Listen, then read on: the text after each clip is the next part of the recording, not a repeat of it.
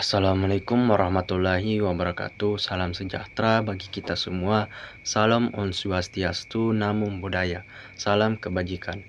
Perkenalkan, nama saya Muhammad Samir dengan NIM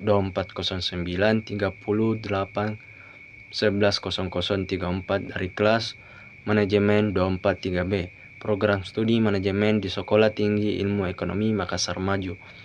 Video kali ini merupakan tugas pengganti ujian akhir semester yang diberikan oleh dosen pengampu mata kuliah Manajemen Sumber Daya Manusia, yaitu Pak Adi SEMM.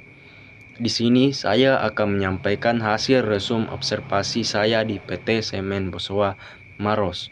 1. Pendahuluan. PT Semen Bosowa merupakan pemain kunci industri semen di kawasan timur Indonesia. Fokus utama perusahaan bukan hanya pada produksi, tetapi juga pada pengelolaan ribuan tenaga kerja dengan risiko kerja tinggi, pabrik berat. Visi utamanya adalah efisiensi dan berwawasan lingkungan dengan memberdayakan sumber daya lokal. 2. Inti praktik manajemen sumber daya manusia. Pelaksanaan manajemen sumber daya manusia di Bosowa dilakukan dengan memadukan teori para ahli seperti Hasibuan, Dessler, dan Hadoko dengan kebutuhan lapangan. Perencanaan atau rekrutmen. Perencanaan SDM didasarkan pada workload analisis beban kerja untuk sistem 3 shift. Proses rekrutmen sangat ketat pada aspek kesehatan, terutama fungsi paru-paru, mengingat lingkungan kerja yang berdebu. Pengembangan dan karir. Perusahaan menitik beratkan pada sertifikat teknik dan K3, keselamatan dan kesehatan kerja. Jalur karir dibuat transparan.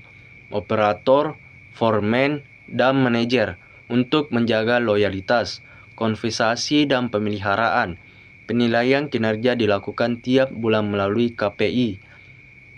Kesejahteraan karyawan dijaga melalui penyediaan fasilitas fisik seperti transportasi, ibadah, dan hubungan industrial yang baik dengan serikat pekerja.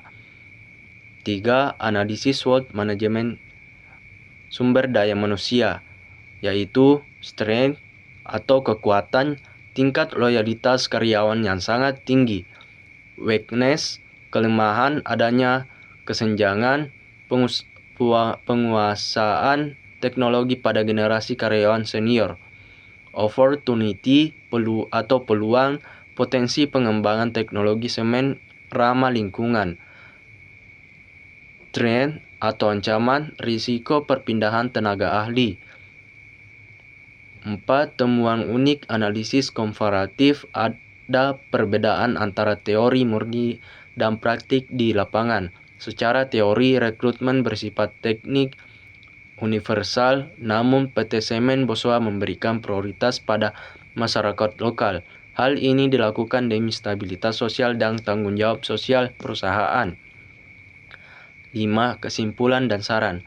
Manajemen sumber daya manusia di Bosowa sudah komprehensif dan mampu mensinergikan teknologi dengan manusia. Namun perusahaan disarankan untuk mulai melakukan digitalisasi sumber daya manusia dan memberikan perhatian lebih pada kesehatan mental karyawan akibat pola kerja shift yang berat. Berdasarkan hasil observasi dan analisis komprehensif terhadap praktik manajemen sumber daya manusia di PT Semen Bosowa Maros, dapat ditarik beberapa poin kesimpulan utama sebagai berikut. Integrasi teori dan praktik yang solid. PT Semen Bosowa Maros telah berhasil mengimplementasikan fungsi-fungsi manajemen sumber daya manusia, mulai dari perencanaan hingga pemberhentian secara sistematis. Perusahaan tidak hanya terpaku pada teori tekstual, tetapi mampu mengadaptasi teori tersebut ke dalam dinamika industri semen yang keras dan penuh risiko. Keseimbangan antara teknologi dan humanisme. Keberhasilan perusahaan bertahap selama puluhan tahun bukan hanya karena keunggulan mesin produksi, melainkan karena manajemen yang memanusiakan karyawannya. Hal ini terlihat dari dari sistem pemeliharaan karyawan yang sangat memperhatikan aspek kesehatan K3 dan kesejahteraan fisik maupun mental. Lokalitas sebagai strategi stabilitas kebijakan perusahaan dalam memprioritaskan tenaga kerja lokal merupakan langkah strategis yang sangat efektif. Selain sebagai bentuk tanggung jawab sosial, hal ini menciptakan hubungan industrial yang harmonis dan meminimalisir konflik sosial yang sangat krusial bagi keberlangsungan operasional pabrik skala besar. Loyalitas sebagai aset terkuat melalui sistem jenjang karir yang transparan dan pemberian imbalan yang adil berdasarkan penilaian KPI. Perusahaan berhasil membangun loyalitas karyawan yang tinggi.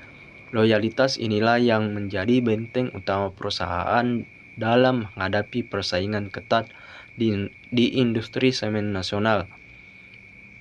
Adapun saran sebagai upaya pengembangan di masa depan, penulis menyarankan beberapa hal berikut.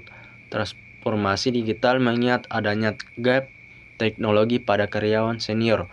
Perusahaan perlu mempercepat program literasi digital dan otomatisasi administrasi SDM agar lebih efisien.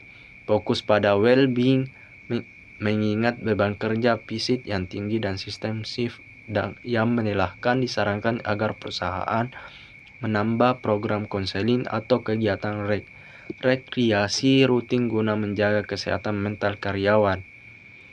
Upskilling teknologi hijau menghadapi tantangan pemanasan global. Perusahaan harus mulai melatih tenaga kerja dalam penguasaan teknologi semen ramah lingkungan agar tetap relevan di masa depan. Itulah tadi hasil resum observasi saya di PT Semen Besoa Maros. Kurang dan lebihnya mohon dimaafkan. Tangan terkapal dan maju ke muka. Wallahul muwaffiq ila aqwamit thoriq. Assalamualaikum warahmatullahi wabarakatuh.